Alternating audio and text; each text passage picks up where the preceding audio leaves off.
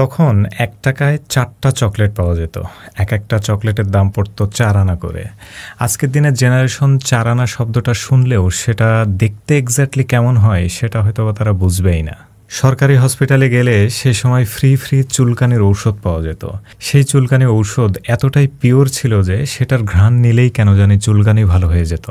গাম্বল গাছের সবচাইতে উঁচু ডাল থেকে ঝাঁপ দিয়ে প্রতিদিনের গোসল শুরু হতো আমাদের, এবং যতক্ষণ না নাকের নিচ দিয়ে কাদার গোফ তৈরি না হচ্ছে ততক্ষণ পর্যন্ত আমরা গোসলকে গোসলই মনে করতাম না। প্রতি মাসেই মা চাল ভেজে রাখত এবং যখনই খেতে চাইতাম তখন কাঁচা মরিচ আর পেঁয়াজ দিয়ে সুন্দর করে মেখে দিতেন।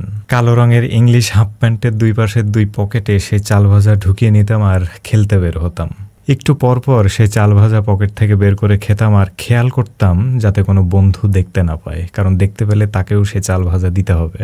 এখনকার জেনারেশনের মতো আমাদের সময়ে পকেট থেকে লাল লাল বড়ি বের হতো না। তখনকার দিনে আমরা মাছ ধরতাম ঠেলা জাল দিয়ে। আজকের দিনের জেনারেশন ঠেলা জাল কি চেনো?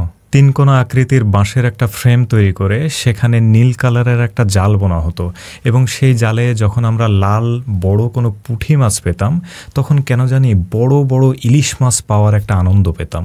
সন্ধ্যা হওয়ার আগে বাসায় ফিরতে হতো বাধ্যতামূলক, অথবা আমরা নিজের ইচ্ছায় বাসায় ফিরতাম। হারিকেনটা সুন্দর করে মুছে পরিষ্কার করে সেটার ভেতরে তেল দিয়ে হারিকেনটা জ্বালানোর দায়িত্ব বরাবরের মতো আমার উপরেই থাকতো প্রতিদিনের মতো। তারপর একসাথে ভাই বোন সবাই মিলে বাঁশের চাটাইয়ের উপরে পড়তে বসতাম। শুধু তাই না, পাশের বাসার জয়ন্ত কুমারও আমাদের সঙ্গে এসে পড়তে বসতো। যখন আশেপাশে কেউ থাকতো না তখন চুপি চুপি বইয়ের ভেতর থেকে সেই ভাঙা ময়ূরের পাংখাটা বের করে চেক করে দেখতাম কতটুকু বড় হলো। তারপর আবার সেটাকে চকের গুঁড়ো খেতে দিয়ে যথাস্থানে রেখে দিতাম আরেকটু বড় হওয়ার জন্য। আজকের দিনের জেনারেশন, তোমরা আজকে চিনি দেখলে যেটাকে মনে করো না, ৯০-এর দশকে আমরা সেগুলোকে চকের গুঁড়ো ভাবতাম, আর সেটাই ছিল আমাদের সরলতার সর্বোচ্চ স্মার্টনেস। সারাদিন পলিথিন কুড়িয়ে জোগাড় করে রাখতাম সন্ধ্যাবেলায় আগুন জ্বালানোর জন্য। মা বলতো উলের সোয়েটারে নাকি আগুন লাগে, এর জন্য সোয়েটার খুলেই আগুনের কাছে যেতাম তাপ পোহাবার জন্য। জ্বলন্ত আগুনের ভেতরে পা ঢুকিয়ে সেটাকে ঘুরিয়ে আনার সাহস আর সূঁচ দিয়ে চামড়া ফুটো করে সেটাকে সেখানে গেঁথে রাখার কৌশল ছিল আমাদের সময়ের স্মার্টনেসের অন্যতম নিদর্শন।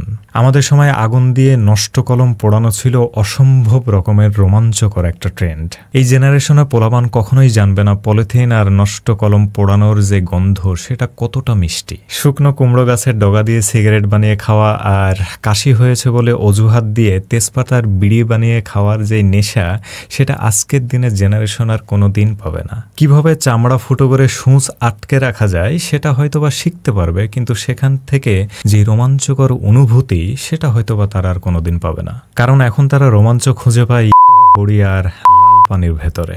আমরা দেখেছি কেরোসিন আনার জন্য কাঁচের বোতলে বাবা কিভাবে দড়ি বাঁধতেন।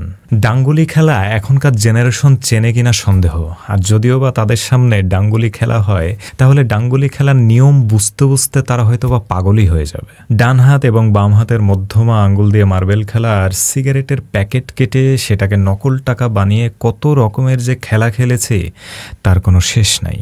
২০০০ সালের পরে জন্ম নেয়া তোমরা কখনোই জানবে না স্টোভ নেভানোর পরে অথবা কেরোসিনের হারিকেন নেভানোর পরে সেখান থেকে কেরোসিনের কতটা সুঘ্রাণ বের হয়। আগে জাপানি মোটরসাইকেল স্টার্ট করার পরে প্রথমে যে ধোঁয়া বের হতো সেটাকে শুঁকতে শুঁকতে কিছু দূর হেঁটে যাওয়া ৯০ দশকের সেই দুর্লভ জেনারেশন আমরা।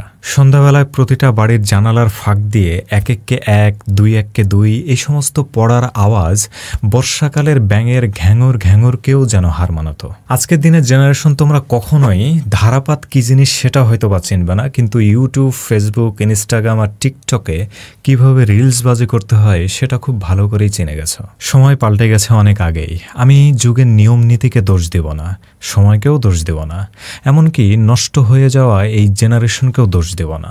দোষ দেব আমাদের, দোষ দেব ৯০ দশকের সেই দুর্লভ মহামূল্যবান স্মৃতিকে।